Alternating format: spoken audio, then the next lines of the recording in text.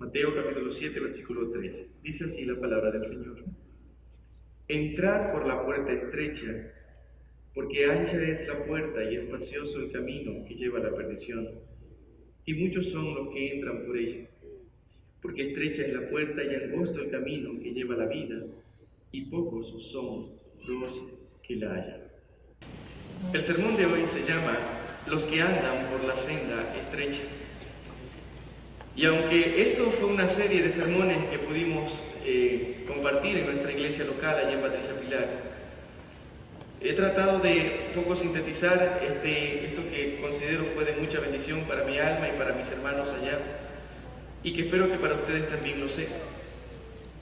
Existe una tendencia en la mayoría de las personas que dicen seguir al Señor, que es una tendencia equivocada, y es pensar que seguir a Cristo es un transitar simple y sin complicaciones. La gente a veces cree que seguir al Rey del reino de los cielos es un disfrute aquí y ahora, y que los precios mencionados por el mismo Rey son simplemente dichos de Él, y que no son tan ciertos. El mismo Señor se encargó desmintiendo aquel concepto equivocado, que usted prende la televisión y se da cuenta cómo el evangelio que se vende es un evangelio muy distinto al que Cristo predicó. Permítame ponerle en contexto el texto que leímos. El Señor empieza a presentar su reino desde el capítulo 5 de Mateo. Lo comienza con el Sermón del Monte, ¿recuerda? Él se sienta con una gran multitud, cientos, muchos dicen que eran miles, y estaban allí deseosos de escuchar la nueva palabra del nuevo profeta levantado por Dios. El Señor empieza a explicarle lo que significa seguirles, y entonces lo resume en las frases que encontramos en el Sermón del Monte. Cuando termina de hablar el Sermón del Monte, Él empieza a explicar de qué se trata el Sermón del Monte. Y entre esas conclusiones llegamos al capítulo 7, 2 capítulos después de cómo explica el Sermón del Monte. Y Él entonces empieza a explicarle a sus oyentes: no se equivoquen, seguir el reino del que yo les estoy hablando y seguirme a mí como Rey no es tan sencillo. Tienen que saber que hay un precio extremadamente grande y alto, que si ustedes no tienen un corazón distinto, les resultará imposible seguirlo. Y entonces les hace referencia a los 2 cimientos, por ejemplo, y por ejemplo a esta descripción, a esta declaración que acabamos de leer. El Señor no presentó un evangelio simple, sino un evangelio complicado, duro de seguir. Cuando uno mira este mismo relato en los otros evangelios, la inmensa multitud terminó diciendo: dura palabra es esta, ¿quién puede seguirla? Y la mayoría se fue. ¿Usted sabe cómo terminó eso? Solamente sus discípulos se quedaron a lo que el Señor les pregunte. ¿Ustedes también se quieren ir?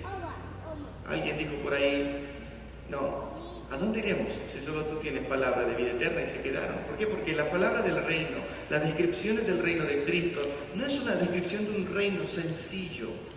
Y el Señor lo describe de la siguiente manera, como lo acabamos de leer.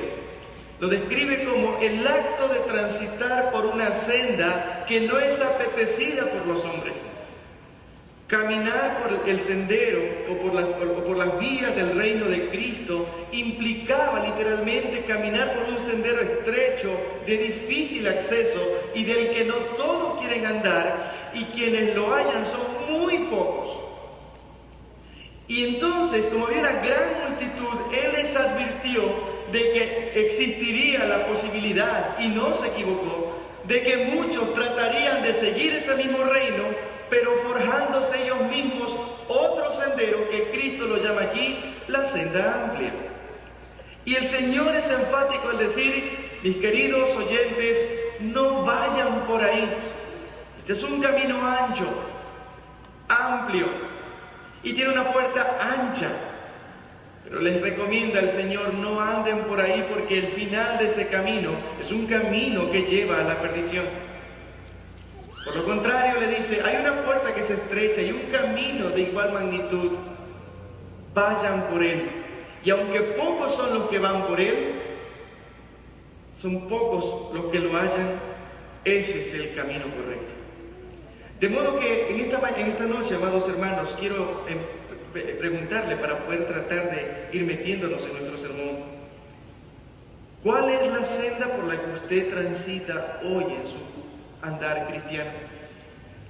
En la mañana les decía que existen 2 caminos y 2 grupos, y la gran mayoría de las personas que andan por el camino ancho.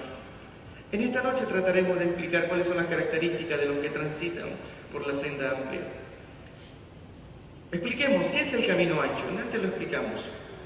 Debemos tener claro que el camino ancho no es aquel sendero por el que andan todos los que no conocen al Señor, ¿no? Lo decíamos así.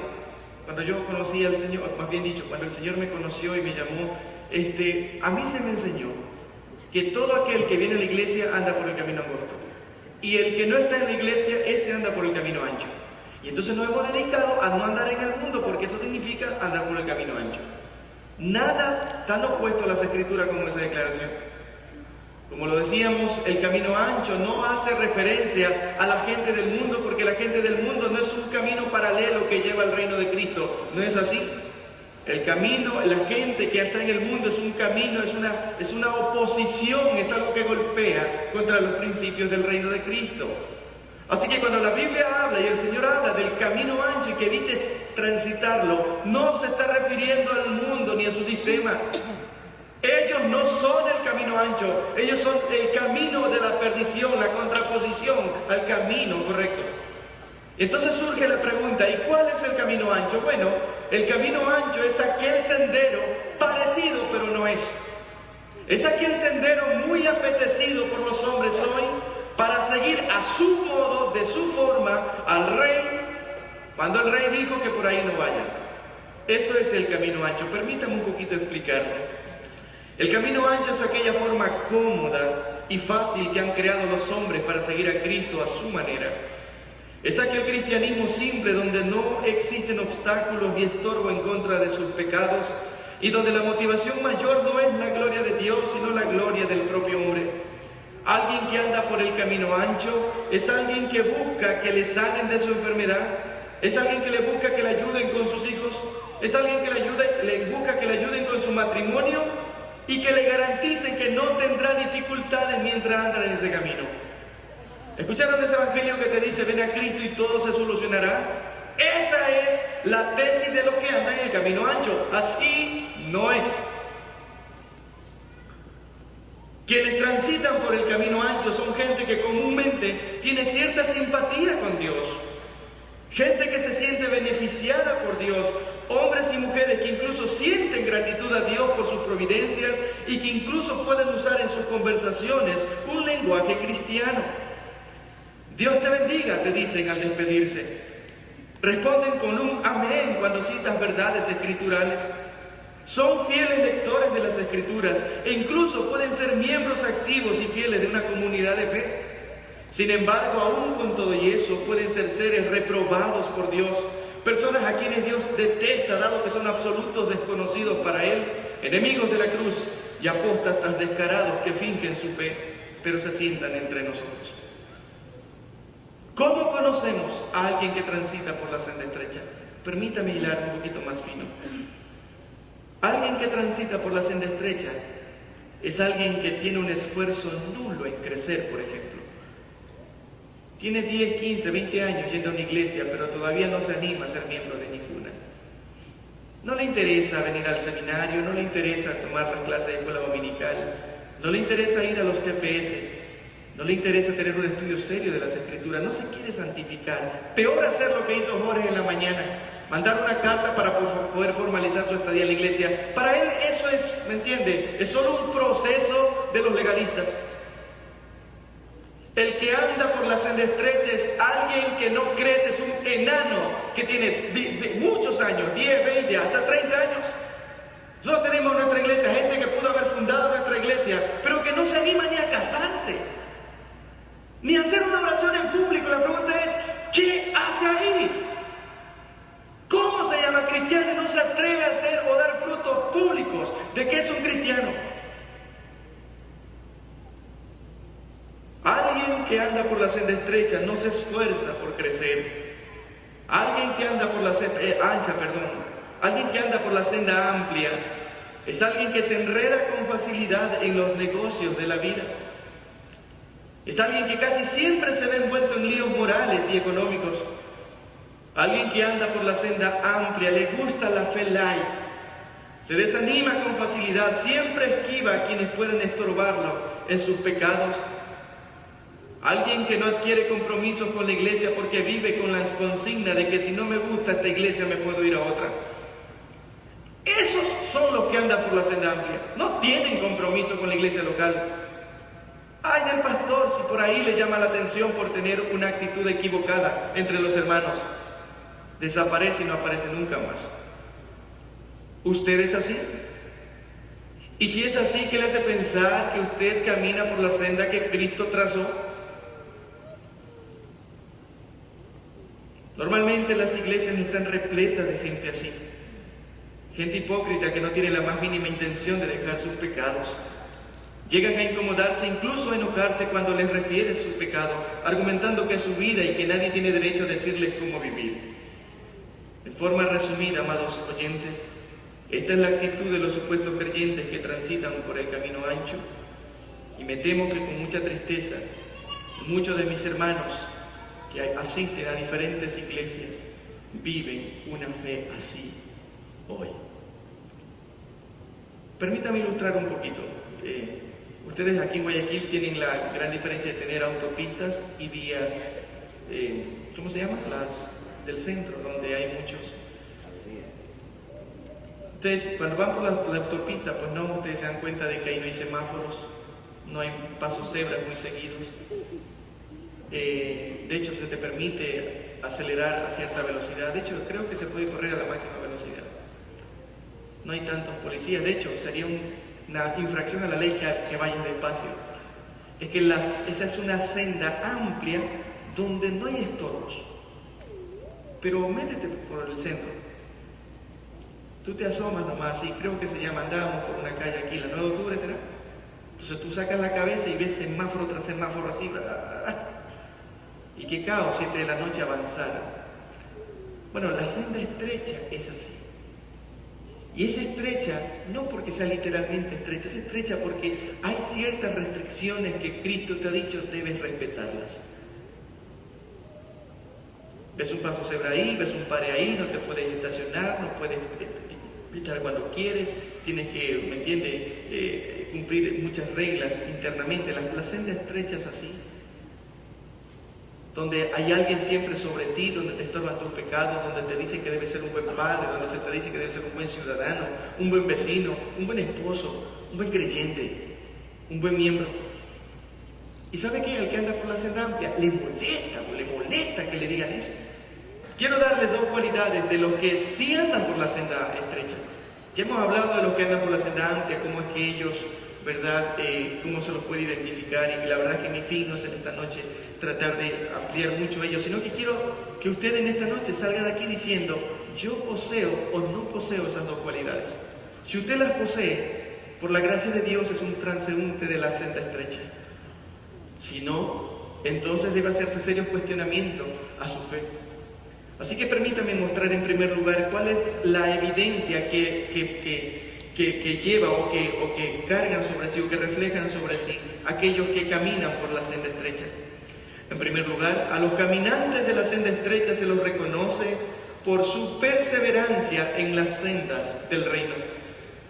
Si algo tiene aquel que camina por la senda que Cristo dijo que hay que andar, que es la estrecha, es que tiene una perseverancia continua en esa senda, por difícil que ésta sea. Cuando el Señor habla, por ejemplo, en Jeremías, de su pacto eterno en favor de su pueblo elegido, Él nos va a mostrar un pasaje, hermanos, que es uno de los pasajes más preciosos, lo que uno podría hacer conferencia tras conferencia, porque es un pasaje rico, es la médula de toda la teología, donde Dios determina hacer un pacto con los suyos. Eso está en Jeremías, capítulo 32, versículo 40. Dice, y haré con ellos pacto eterno, que no me volveré atrás de hacerles bien, y pondré mi temor en el corazón de ellos para que no se aparten de mí. Una de las cosas que hace el Señor, el Rey de este reino, es que no solamente es que eternamente pactó para nuestro beneficio, sino que parte de ese beneficio es que Él puso un temor intrínseco en nuestra alma, para que todo aquel que ha logrado creer por gracia jamás desee irse de su redil. No solamente que no pueda irse de él, sino que no sienta el deseo de irse de su redil. Y dado que no puede irse y no desea irse, eso da una garantía eterna de que ese ser que está dentro del pacto de Dios y que camina por esa senda estrecha, va a perseverar aunque vengan las dificultades que vengan. Hay una frase muy terrible que se usa y que espero que usted la esté abandonando, y es que se apartó. ¿Escucharon eso? Y el hermano, no, tiene 5 años apartado. ¿Cómo 5 años apartado? ¿De dónde se apartó? Nadie puede apartarse. Nosotros creemos por las Escrituras de que si eres, permaneces. Y si no permaneces, entonces no eres. El cristiano intermitente que va y viene, Santiago lo pone como la onda del mar, de doble ánimo e inconstante en todos sus caminos. Conclusión, ese no es creyente. Pero el que cree va a perseverar, va a estar allí. Le invito a que lean un libro antiguo llamado Los Mártires de las Catacumbas. Cuando ustedes lean ese libro se van a dar cuenta de cómo las persecuciones eran terribles y feroces en la historia primitiva de la iglesia. Y cómo estos seres, estos cristianos, a pesar de escuchar los rugidos de los leones allá en el circo romano, y quizás escuchar crujir los huesos de sus hijos, siendo devorados por los leones, morían cantando. Pero una cosa sí tenían claro, ¿y saben qué? No iban a renunciar. ¿Por qué? Porque la evidencia de alguien que transita por la senda estrecha es que persevera a pesar de las circunstancias. Así que aquel que dice que es de Cristo y anda que se va y se viene, no podría con justicia, es más, no se atreva a decir que es de Cristo. Así no se comporta el Hijo de Dios. El que es de Dios, ni siquiera es que depende de Él. Dice el texto que Dios se encarga de ponerle un temor en el corazón del que ha creído para que no se aparten de Él. Parte del pacto de Dios es que tú no te vayas de Él. ¿No significa eso que no habrá momentos duros? Momentos en los que uno dice, ¿sabe qué? Esto ya no va más. Y esos momentos de crisis los tenemos. Mira David, ¿cuántas veces ahí afligido y con depresión diciendo, Señor, ¿hasta cuándo? Acuérdate de mí. Pero una cosa así nunca hizo David, y fue a irse. Jamás.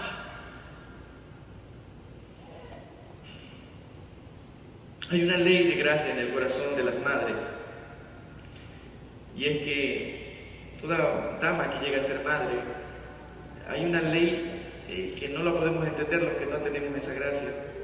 Y es que el corazón de esa madre llega a ligarse tanto con el fruto de sus entrañas, que aunque su hijo no sea lo que esa madre desea que fuese, esa madre tendrá amor irreprochable, innegable en favor de él. Decía alguien, mi madre me ama ya sea que fuere ministro o terrorista, un delincuente o un artista. Su amor hacia mí es una gracia irrompible, imposible de explicar. Bueno, algo así, quizás una mínima medida, es el amor del Señor hacia nosotros. Y aunque con esto no estoy diciéndole que usted puede ser hijo de Dios y volverse un terrorista, no es así. Lo que trato de decirles es que hay una seguridad tan plena y tan certera, tal cual lo es el carácter de nuestro Dios, que aunque nosotros en algún momento de desvarío quisiéramos irnos, Dios no nos permitirá irnos. Qué glorioso texto el de Romanos 8, por lo cual estoy seguro de que ni la vida, ni la muerte, ni ángeles, ni principados, ni lo alto, ni lo profundo, y el texto sigue explicando de que no existe ninguna cosa creada que tenga el poder suficiente para distanciarte de tu Rey. ¿Sabes por qué? Porque cuando el pecado abunda, la gracia sobreabunda. Y eso significa que aunque tengas momentos de desvarío, la gracia de Dios te sostendrá a pesar de ti. Eso se llama, en teología, la perseverancia de los santos. Y esto no es otra cosa más que aquella fusión realizada entre mi alma y el alma del Señor al momento de creer, lo cual no me permite irme de su redil ni desear distanciarme de Él. En palabra más simple, un creyente verdadero que ha sido adoptado en serio por su Rey, una vez que fue introducido en el reino de los cielos, es imposible, es impensable que se salga. Y dado que no solo no puede irse, sino que no desea irse, es decir, perseverará hasta el final en las sendas que conducen al reino de los cielos, Él siempre estará allí. Y aunque en el camino sufra dolencias extremas y pérdidas irreparables, el creyente genuino, el que transita por la senda estrecha, siempre estará allí. Juan capítulo 10, versículo 28 dice lo siguiente, note por favor.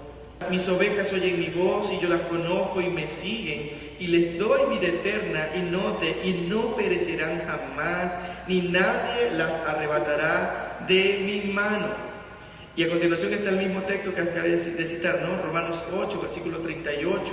Por lo cual estoy seguro de que ni la muerte, ni la vida, ni ángeles, ni principados, ni potestades, ni lo presente, ni lo porvenir, ni lo alto, ni lo profundo, ni ninguna otra cosa creada, y pare ahí, invéntese lo que sea, meta al diablo ahí, meta al pecado, meta cualquier cosa creada, métalo ahí, meta un tsunami, meta al Leviatán.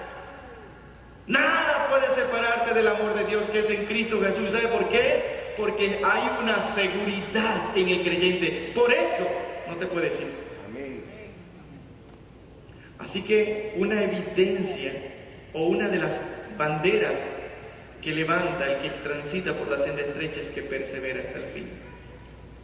Y dado que estos asientos se cabe la pregunta, ¿y qué con aquellos que estuvieron militando entre nosotros y de repente se fueron? Saben, aquí en Guayaquil quizás no se note mucho, pero en nuestro pueblo es más sencillo darse cuenta. Es increíble cuando yo llegué a la iglesia hace unos 17, 18 años atrás, que fui invitado a una reunión de jóvenes. Quienes me recibieron eran los líderes de jóvenes y eran muchachos allí muy elocuentes, muy mostrando el Evangelio. Es triste ver la mayoría de ellos en el mundo haciendo exactamente lo que hace 18 años atrás me decían que no se debía hacer. Cabe la pregunta, ¿qué les pasó? Y Primera de Juan es muy clara al decirnos lo siguiente. Primera de Juan capítulo 2 versículo 19 dice: salieron de nosotros, pero no eran de nosotros, porque si hubiesen sido de nosotros, habrían permanecido con nosotros, pero salieron para que se manifestase que no todos son de nosotros. Y la palabra clave en ese pasaje es la palabra permanecido. Y la palabra permanecer significa literalmente quedarse. ¿Qué es permanecer? Quedarse. Y el ejemplo que el Señor va a usar para ejemplificar esta actitud es del alma que ha creído, es la de una rama quedándose en el palo. ¿Recuerda Juan capítulo 15? Yo soy el tronco verdadero, yo soy la vid verdadera. Y ustedes son ramas, son pámpanos. Si ustedes se desglosan de mí, tienen que estar claros que no va a haber ningún fruto. ¿Por qué? Porque es que separados de mí, que soy el tronco, nada pueden hacer. Así que el fruto evidencia si estás incrustado en la rama que es Cristo. Y si no hay fruto en ti de permanencia, entonces debes cuestionar tu fe. De la misma manera, amados hermanos, para ir haciendo ya una conclusión a este punto, como una madre no está dispuesta a renunciar al amor que siente hacia su hijo, de la misma manera es el sentir del creyente verdadero que ha sido incrustado en la senda estrecha. Por supuesto que será dificultoso, será a veces doloroso andar por la senda estrecha. Y en más de una ocasión sentiremos que la barca de nuestra fe pareciera naufragar.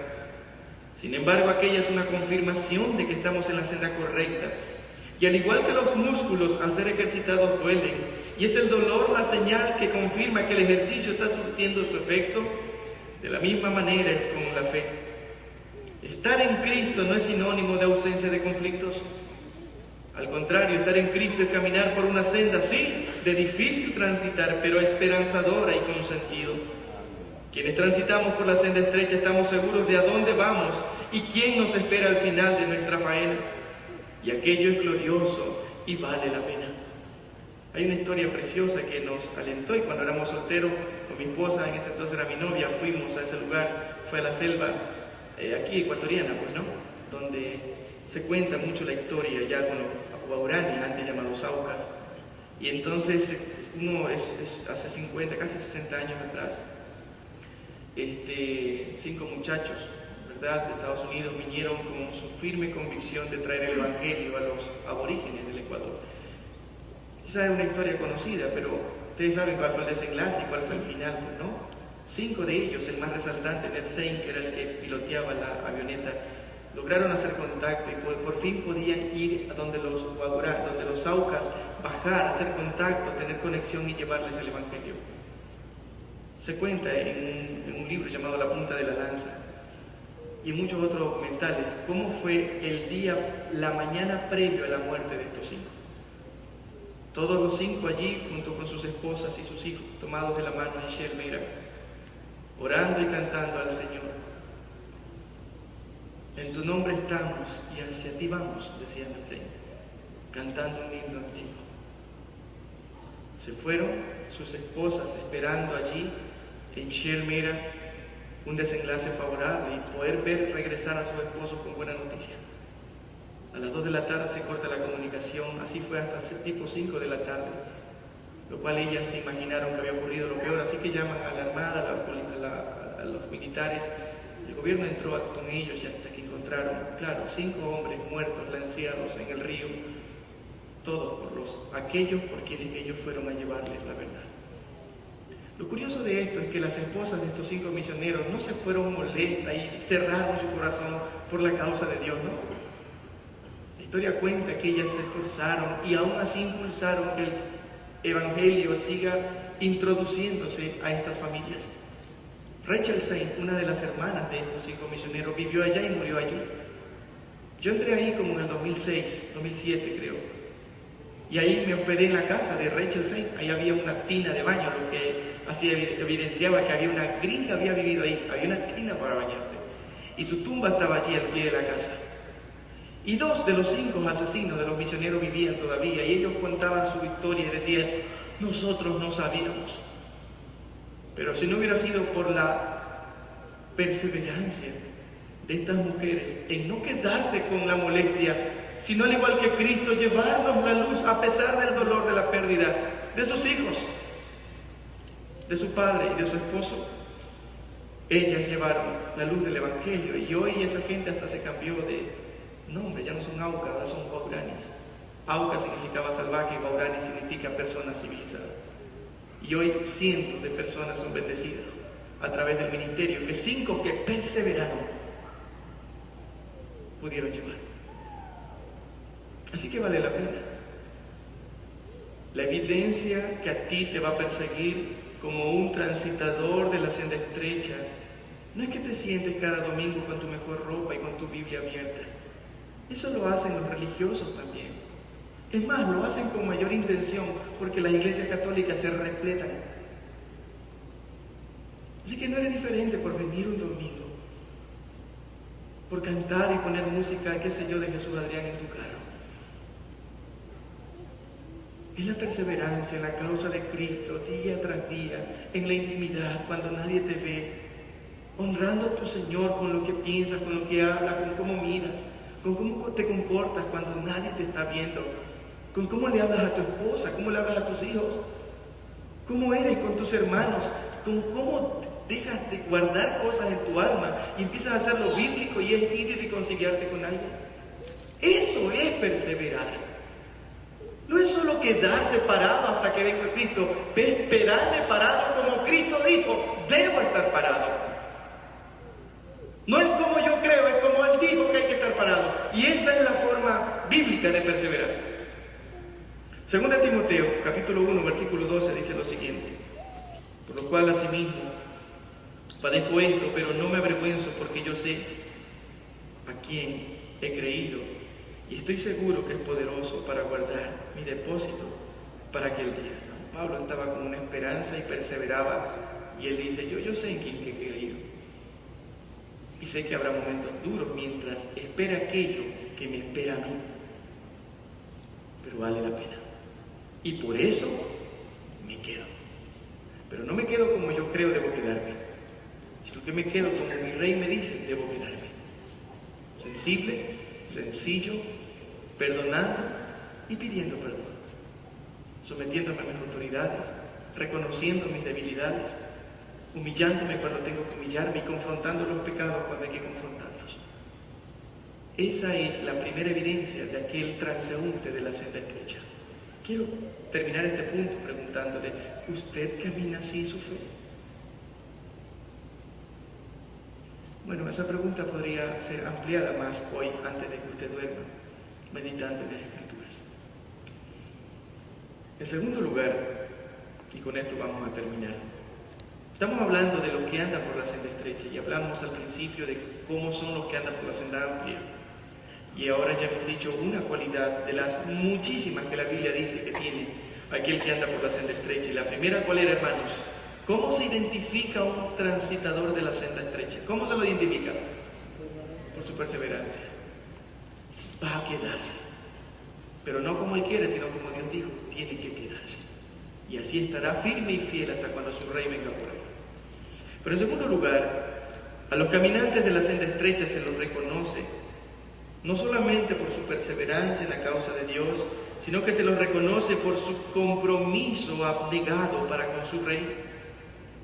Aquel que anda por la senda estrecha no solamente se queda, sino que tiene un compromiso, pero no cualquier compromiso. Es un compromiso que va por encima de sus propios planes y beneficios. En segundo lugar, algo que evidencia a una persona de si realmente está caminando por la senda estrecha es cuando posee un compromiso serio e innegociable, no solo con lo que se le encargó, sino directamente con su rey. La palabra compromiso significa obligación contraída, y la palabra abnegación es la elección o la acción o actitud de renunciar a deseos o intereses propios en beneficio de otras personas. De modo que alguien que transita por la senda estrecha es fácil reconocerlo porque su agenda personal ha sido modificada y ahora es cuadrada por su Señor y Rey. Es aquel que no negocia su pacto de salvación y es aquel de cuyos labios solo existen expresiones como las que el apóstol dijo: con Cristo estoy juntamente crucificado y ya no cuenta mi vida, mi agenda, mis planes. Yo ya no vivo, Él vive en mí. Así que todo lo que se evidencia en la carne lo voy a evidenciar en la fe de aquel que me amó y se entregó a sí mismo por mí. No es mi plan, es su plan, es su agenda, son sus mandatos. Y mi compromiso es con Él. De modo que si Él dice que hay que hacer algo, pues lo hacemos sin contemplaciones. Alguien que se ha comprometido abnegadamente a su rey no tiene tiempo para claudicar entre dos pensamientos. Su mirada está fija en aquella cruz antigua, lugar donde su rey logró la redención de su alma. Alguien que transita por la senda estrecha se siente tan deudor para con su Salvador que cualquier compromiso con el mundo es fácilmente disuelto cuando estos dos se cruzan entre sí. Pues entiende que cuando su rey habla, su alma debe subordinarse voluntariamente en obediencia sin emitir cuestionamientos, o peor aún, optar por desobedecerlos. Dado que esto es así, es lícito entonces preguntarnos, dado que el creyente, el que camina por la senda estrecha, debe tener un compromiso abnegado con su rey. Si esto es así, y le quiero preguntar a usted, ¿debe ser así, sí o no? Entonces, dado que es así, tendríamos que preguntarnos, ¿por qué muchos se avergüenzan de llegar tarde a sus trabajos, pero no sentir lo mismo cuando llegan tarde a la cita con su Dios cada domingo? ¿Se ha hecho esa pregunta? En nuestro pueblo es muy sencillo darse cuenta. Bueno, en los pueblos pequeños no se nota todo. Pero es tan sencillo salir y darse cuenta quién va atrasado a la clase, al trabajo. Porque va todo ahí lagañoso, corriendo y que habla por teléfono, poniéndose la chompa. ¿Me entiende? Tiene una vida acelerada, pero no importa si no comió, si no se despidió de su esposa, si no se despidió de sus hijos. Él tiene un compromiso con su trabajo y sabe que no puede llegar tarde, por eso corre. Y aunque tenga que pagar un taxi que cueste lo mismo, que ganará todo ese día, no importa. Está comprometido con su jefe y su trabajo. Eso hace el ecuatoriano común. La pregunta es, ¿y por qué eso no sucede con la causa de Dios? Con la santa convocatoria que el Rey del reino de los cielos hace a su pueblo cada domingo en su día. ¿Por qué sí puede llegar tarde, amado? ¿Por qué sí?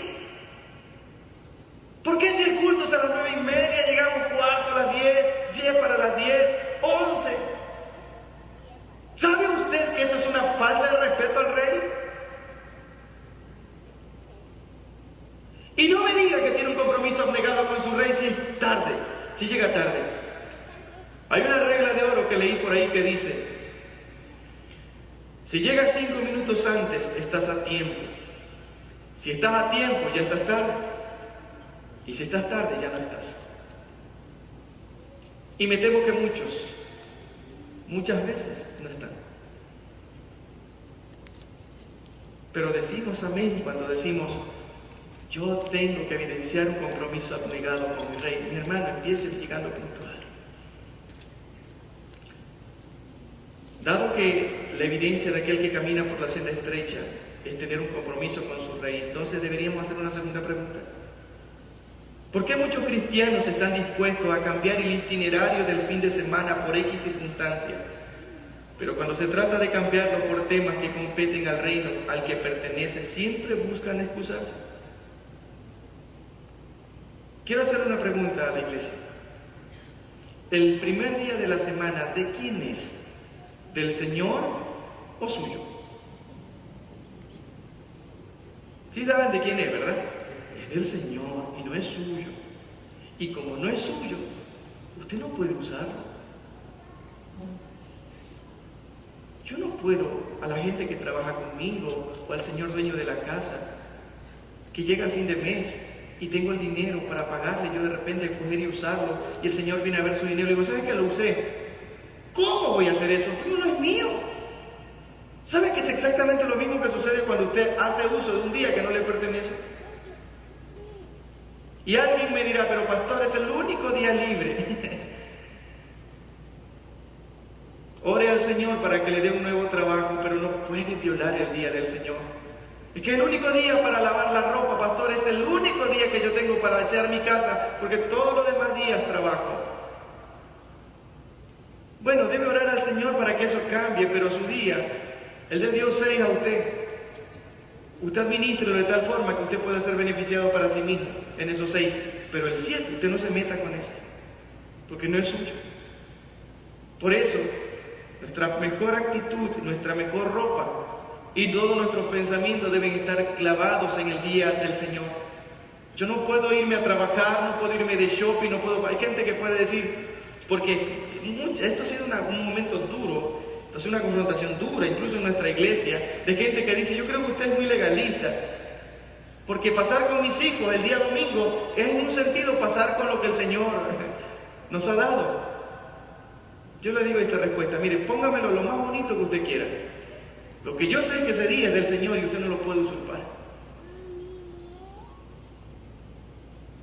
Así que no puede haber un domingo en que usted se quede en casa.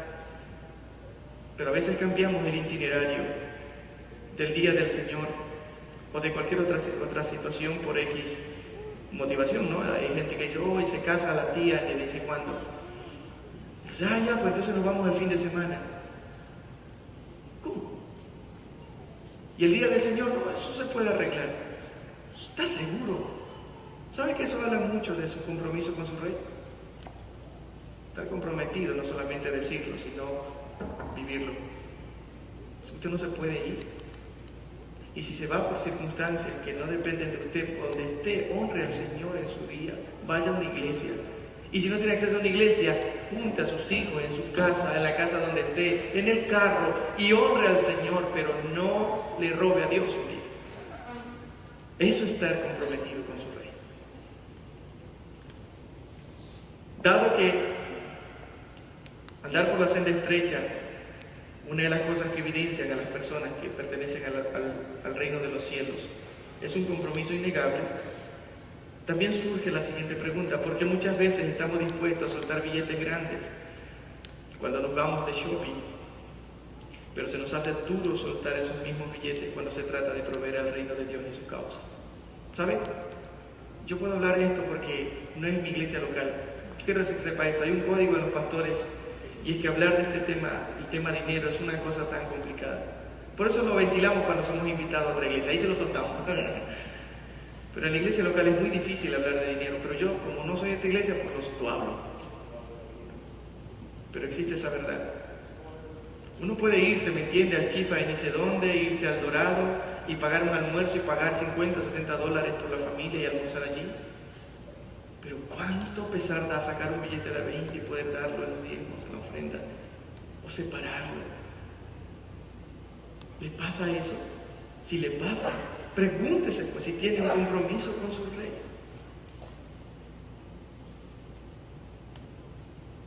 Es curioso el cómo podemos, aún con enfermedades fuertes, cumplir nuestro compromiso en el mundo. Pero una simple gripe o un dolor de cabeza o cualquier excusa de tu carne es suficiente para quedarle mal a tu Dios. Yo he visto personas, ¿no? He visto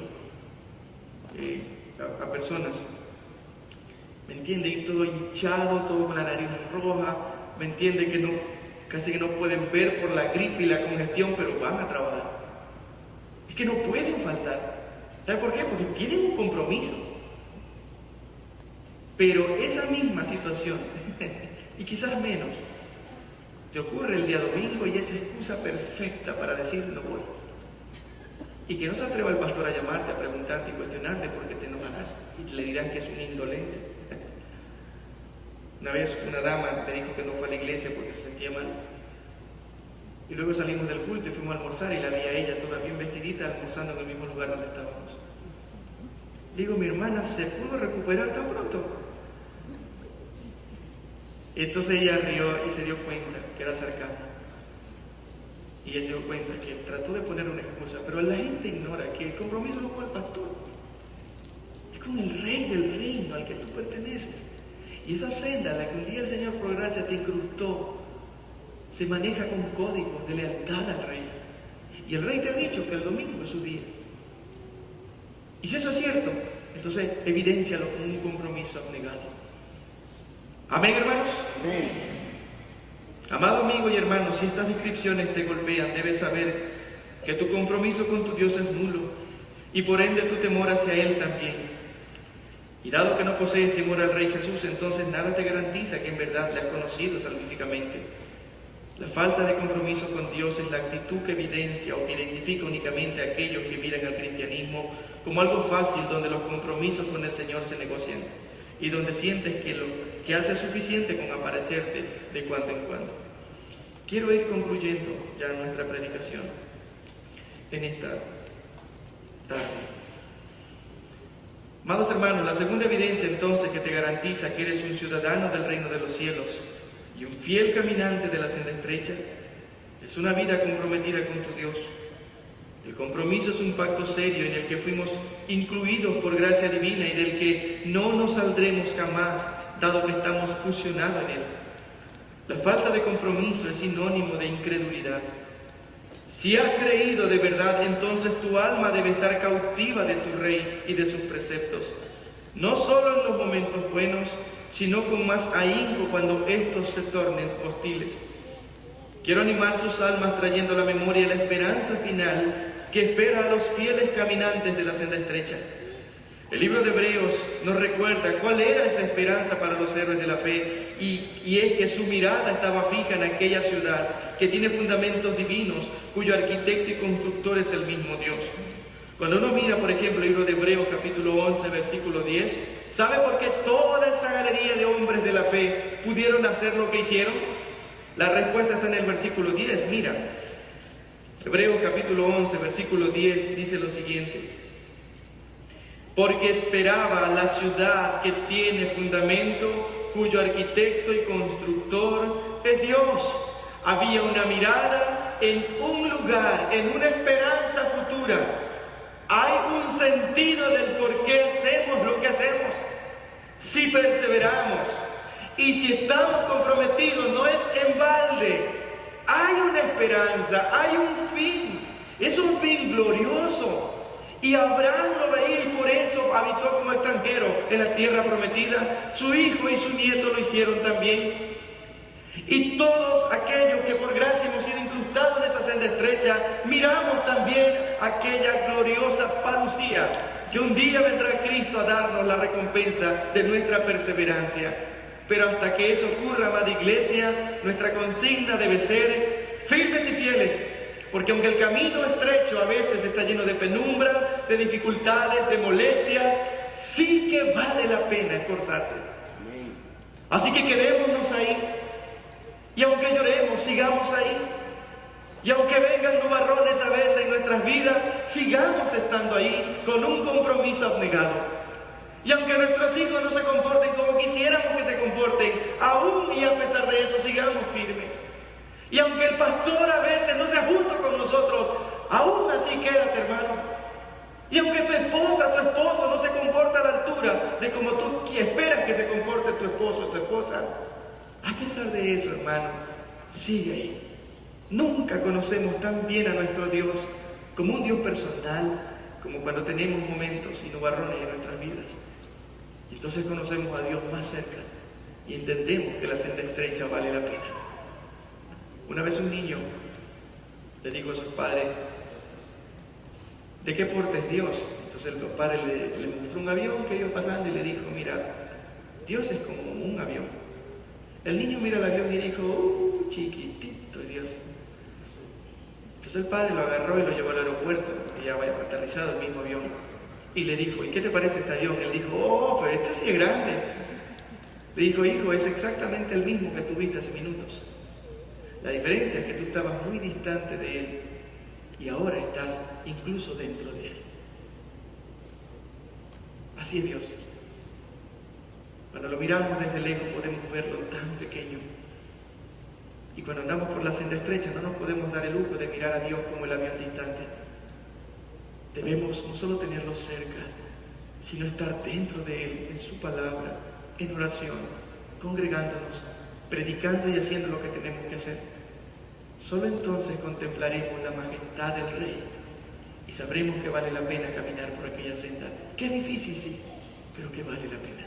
Amén. Pablo, al despedirse de los corintios, les dice el siguiente pasaje, permítame solo mencionárselo. En 1 Corintios capítulo 15, versículo 58, después de animar sus almas, les dice: por ello, firmes y fieles, amados míos, creciendo en la obra del Señor siempre, sabiendo que nuestro trabajo en el Señor no es en vano. Y lo mismo quiero decirle a los creyentes de IBPG en esta tarde. Y si no podemos vernos nunca más, quiero que animar su alma y decirle que vale la pena perseverar, y vale la pena, y lo vale, mantenerse firme y fiel en la causa de nuestro Dios, porque no estamos sirviendo a un invisible, a un concepto y nada más. Servimos al Rey vivo y verdadero. Amén. Al Dios que existe, que no es un fetiche, que no es un pensamiento que alguien se inventó. Dios es real y está sentado en un trono rigiendo a los cielos y la tierra desde allá, que le dice a las Pléyades cuándo deben alumbrar, que le dice a todos las grandes constelaciones cómo y cuándo deben moverse.